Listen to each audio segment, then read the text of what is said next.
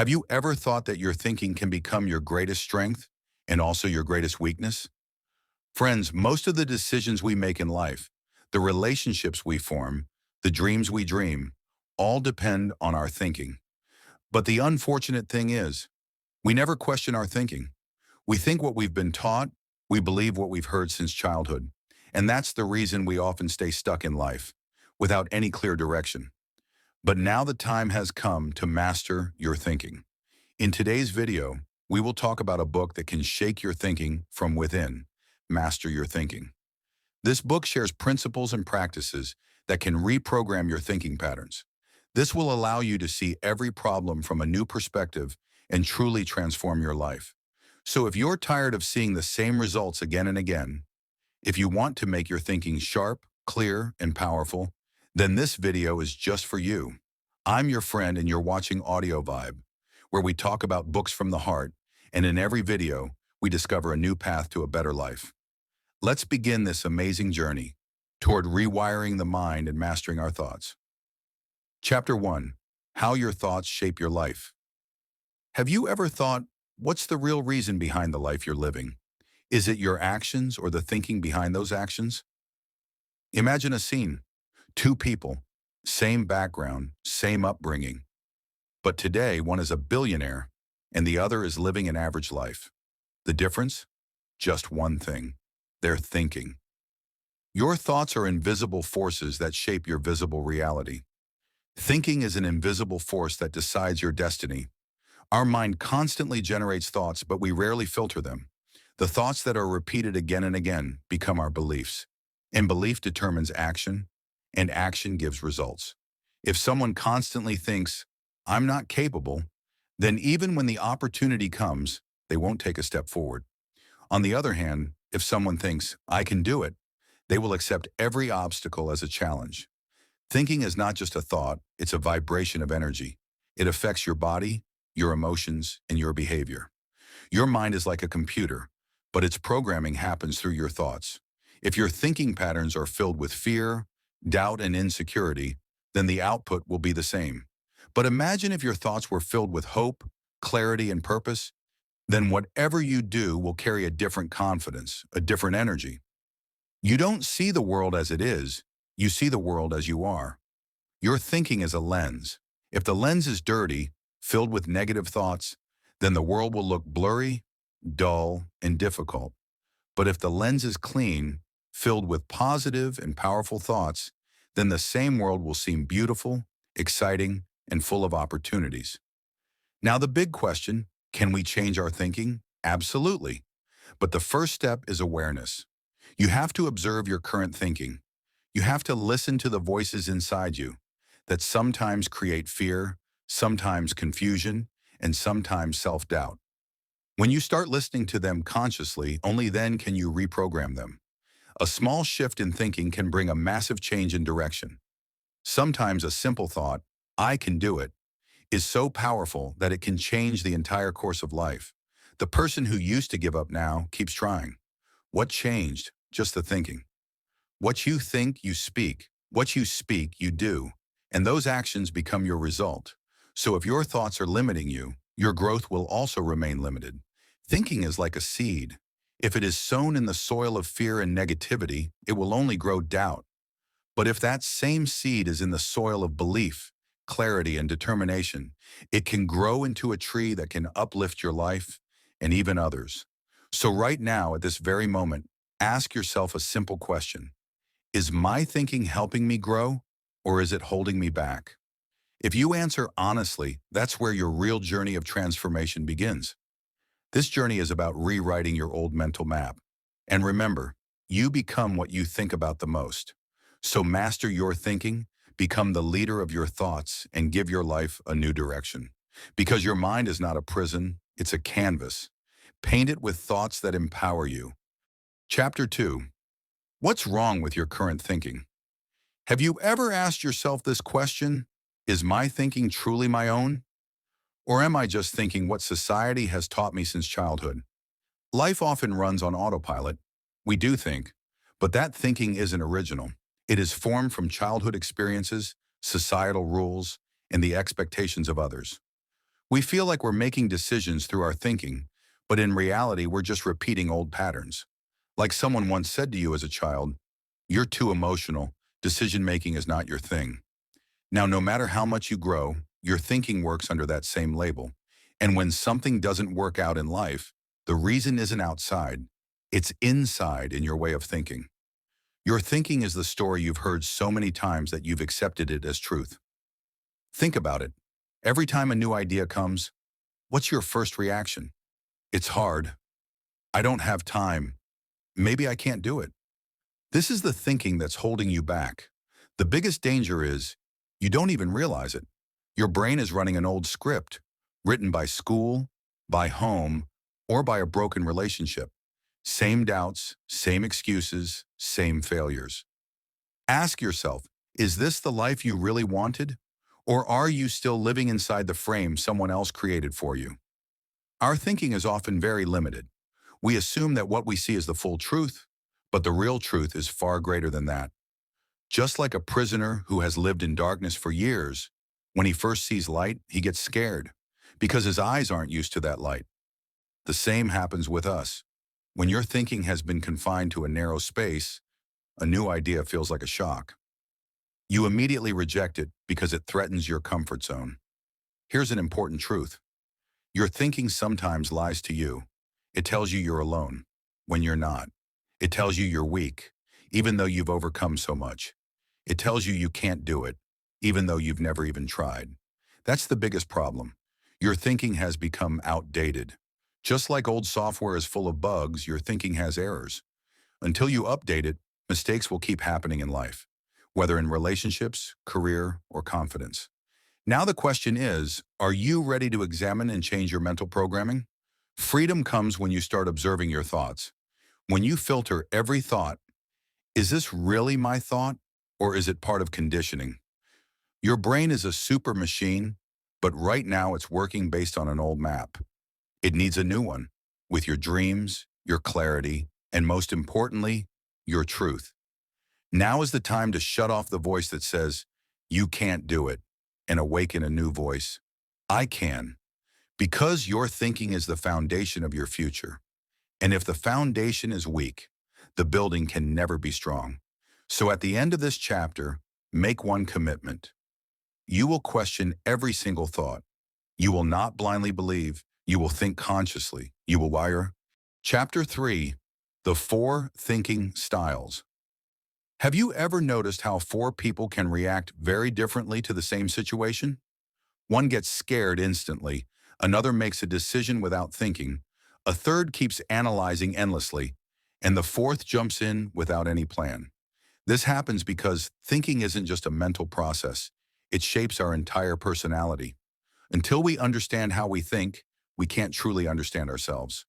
Imagine this. 4 friends work in the same office. One day they get a new project. It's risky, but if successful, it could change their lives.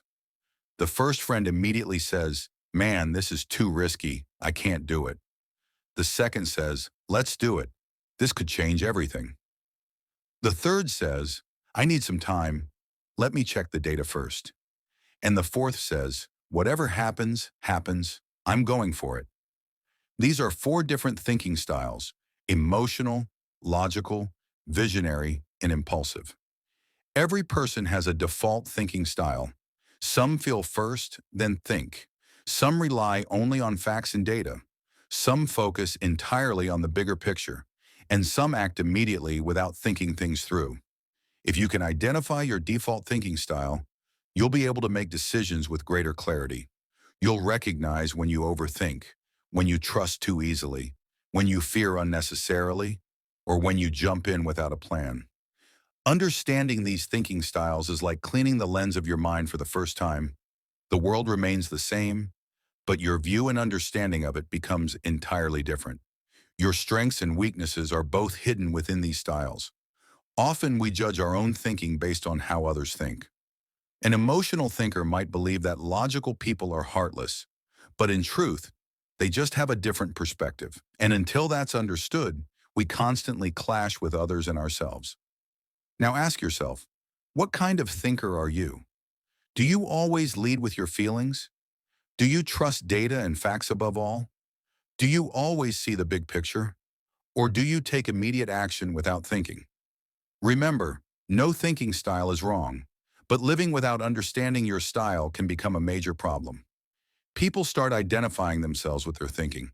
So when someone questions their thinking, it feels like their entire identity is under attack. But thinking is something that can be developed, changed, and improved.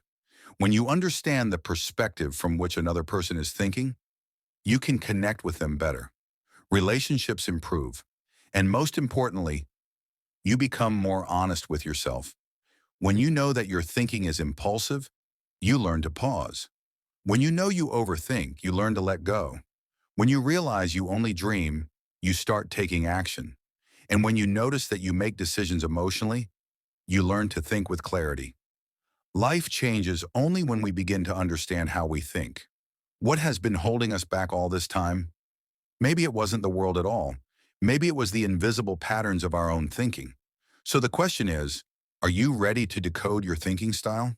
Because once you understand your own thinking, you become the architect of your mind. And that is where a new life begins. Chapter 4. Uncover your core beliefs. Do you know that every single thought, decision, and fear of yours is connected to something you might not even remember? These are your core beliefs, deep-rooted convictions formed during your childhood. When you were little, a certain remark, a lie, a rejection, or a failure may have made you feel, I'm not good enough. I can't do it. The world is dangerous. Or, loving others only leads to pain. And the sad part is, these beliefs go so deep that we don't even realize they are running our lives. Think of it like this. If a computer has a virus and we just keep cleaning the screen, will the system get fixed? Absolutely not. Similarly, we try to look fine on the outside. We read new books, watch motivational videos, use affirmations, but we don't address the core beliefs that are holding back our growth. Understanding core beliefs isn't easy because they become part of our identity. You think, that's just how I am. But in reality, you were made to believe that. As a child, someone might have joked, you're so slow, and that one comment became a part of your identity. Now, whenever you try to take a big step, your subconscious whispers, you're slow, you can't do this. A breakup or rejection may have planted the belief, I'm not lovable. Even when someone genuinely loves you, you can't trust it and end up sabotaging it. Every core belief is like an invisible chain. You look free, but you're bound by past experiences, by statements that were never really true, but became your truth. Now the question is, can these beliefs be changed? Absolutely. But first you have to recognize them. Ask yourself, what do I really believe about myself? Do I believe I'm capable? Do I believe I deserve success? Do I trust that people can truly love me? If your answers are filled with fear, doubt, or a hidden voice inside you, then know that a core belief is holding you tight. Remember, these beliefs aren't facts. They're just perspectives, like a child who mistakes darkness for a monster. Now is the time to change those beliefs. Once you begin to understand your core beliefs, you start freeing yourself. For the first time, you start letting go of decisions made from fear. You release relationships that were rooted in pain or patterns of self-sabotage. Most importantly, you begin to see yourself in a new light. Changing your core beliefs isn't easy, but it's absolutely necessary. You can start with affirmations, journaling, and facing your fears. Whenever an old voice tells you, you're weak, gently say, that's just a belief. I'm changing it. The next time you find yourself holding back, remind yourself, it might not be you, but an old belief that's saying you can't move forward. And when you say, this is just who I am, stop and ask, is this really who I am? Or did someone make me believe this? Your true self, your real strength, and your genuine thoughts will only emerge when you identify and release those hidden chains.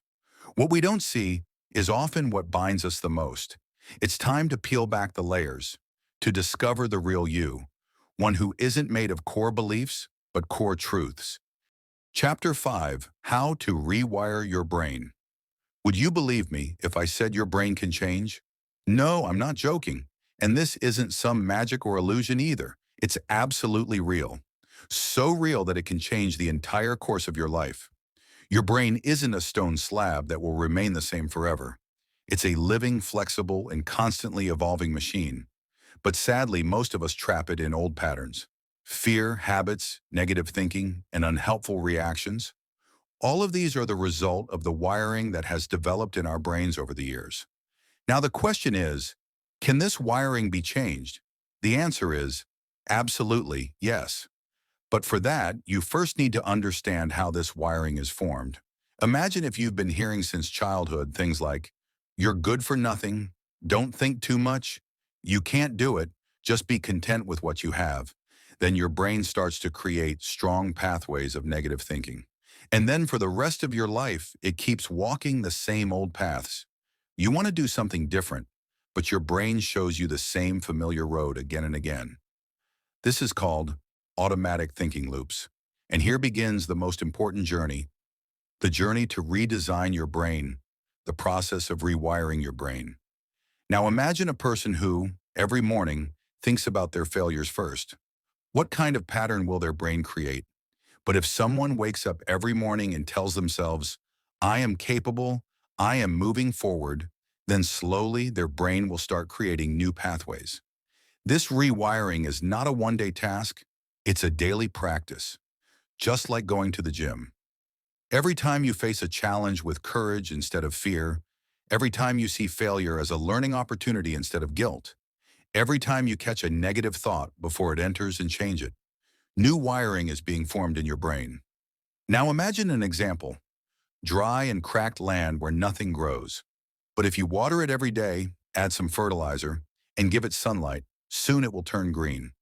Your brain is exactly like that land. If seeds of hate, fear, and insecurity are planted in it, then remove them, and instead sow new seeds of trust, clarity, and hope. The path of rewiring can sometimes be painful too. Coming out of old thinking is like stepping out of a dark room where you've been for years. Initially, the light outside may feel too harsh, but that is the real freedom. Many times during rewiring, you'll doubt yourself. You'll feel like this is fake, like, can I really change? Do affirmations really work? But you need to trust the process. Your brain is like a child. It takes time to learn a new language, a new way of thinking, a new belief. You can use visualization to help. Every day, sit for 5 minutes and see yourself as the person you want to become. Confident, clear, focused, successful. This image will keep entering your subconscious again and again. And gradually, it won't just remain imagination. It will become your reality. Your brain is not your enemy. It simply repeats the language you've taught it. Now is the time to teach it a new language. So start today with small steps, new thoughts, positive affirmations, and daily awareness. Because rewiring isn't magic, it's science. And it's possible for anyone who wants to take control of their own mind. Remember, your brain becomes exactly what you train it to be every single day. And once you change the wiring of your brain, your life will automatically start to change. Chapter 6. How to Overcome Cognitive Biases. What are biases? Have you ever thought that what you're seeing, what you're understanding, is the truth, but later you realize you were wrong? This is one of the most dangerous games of human life. We think our thinking is completely clear, but in reality, it's cloudy. We want to believe that the decisions we made are right, but hidden behind them are past experiences, fears, or incomplete perceptions. This is cognitive biases, those invisible tendencies that secretly control our thinking without us even realizing it. Now imagine wearing glasses with colored lenses. Whatever you see will appear tinted with that color. You'll say the world is blue, but in reality, it's the glasses that are changing your view. Cognitive biases work in a similar way. You think you're thinking logically, relying on facts, but your perceptions, your shadows, your past experiences combine and distort your thoughts. Let's take a simple example. You meet someone for the first time, and they behave a little rudely. Now your mind tags that person as arrogant. Next time you meet them, you judge them with that same bias. Maybe they were just stressed that day, but you couldn't see the truth because your mind had already made up its mind. That's bias. It sneaks into your thinking and twists it. Now think, if you're making major life decisions, career, relationships, future, based on these distorted lenses, then you think you're right, but you're actually living in an illusion. The most dangerous bias is confirmation bias, where we only see what confirms our pre-existing beliefs and ignore everything else. If you believe the world is a hard place, you'll notice only hardships everywhere, and opportunities, even if right in front of your eyes, will disappear. Another is negativity bias, where we ignore the positives and give more weight to the negatives. Someone gives you 10 compliments, but one small criticism, and you hold on to that. Chapter 7. How to use first principles. Thinking. Have you ever felt like doing something new, but suddenly voices start coming from all around? No one has done this before. This is too difficult. There's a lot of risk in this. And then, trapped by these old thoughts, you step back. The world teaches us. Do what everyone else does. Walk the same path. Think the same thoughts. Repeat the same things. Only then you're right. But the people who make history, they think differently. They think from first principles. First principles. Thinking means breaking anything down to its fundamental truths, and then starting from there. Have you seen Lego? Every complex thing, a palace, a car, a robot, they're all made from tiny blocks. Similarly, every complex problem in life is built from some basic building blocks. First principles. Thinking is the method where we break anything down to those basic elements and then create something no one has seen before. Now the question is, why don't we think this way? Because we've been trained to make most decisions based on assumptions. We don't ask why. We just assume that what's happening must be right. Say you want to start a new business and people say, this industry has very low margins. Marketing is expensive. Competition is too much. You hear all this and give up, without ever asking if these statements are universally true. A first principles thinker doesn't stop there. They ask, is low margin necessary? Can I build a system that gives high value at low cost? Can I do something that no one else has even thought of? The biggest weapon of first principles thinking is deep questioning, and that's not easy. Because we love comfort. We like answers that come quickly. But the one who dares to think sees what others never can. Now look at your own life. Have you also accepted some beliefs that you never questioned? Like, I'm an introvert, so I can't be a leader. I don't have a degree, so I can't succeed. My English isn't good, so I can't grow. Now imagine, you start viewing these beliefs through first principles. You ask, is being an extrovert necessary to be a leader? Is a degree the only path to success? Is fluent English really the measure of knowledge and capability? When you start searching for these answers, you begin freeing yourself from the invisible chains that have held you for years. First principles. Thinking doesn't just help you solve problems. It gives you the power to create new realities. You can carve a new path where there was none before, but adopting this thinking requires one thing: patience. Because thinking from first principles takes time. You have to observe things, ask questions, and repeatedly break down even your own answers. It may feel exhausting, but that's where clarity is born. When you take any topic to its root, you don't just get answers, you get a depth of understanding that others don't. That's why the people who think from first principles, they become game changers. So next time life throws a tough question at you, don't panic, don't repeat old answers. Ask why. Peel every layer, break every assumption, and keep questioning until you reach the core. Because that's where the new path lies, the one no one has seen before. And remember, the world belongs to those who think, but first think for themselves. The bottom line is, don't let your thinking follow the way everyone else thinks. Start thinking in ways no one else dares to. First principles. Thinking isn't just a technique, it's a mindset, a perspective that can change your world. But before that, you need to change your thinking. When you rise above assumptions, when you stop repeating old answers and start asking new questions, That's when your creativity, clarity, and confidence reach new heights. The people who bring change into the world aren't born different. They just wear a different lens. The lens of first principles. So the next time someone says, "That's impossible," smile and ask, "Why?" And then find your own answers from the depths of your own mind. If you like this video, do hit like. And for more deep thinking book summaries, subscribe to your own channel Audio Vibe.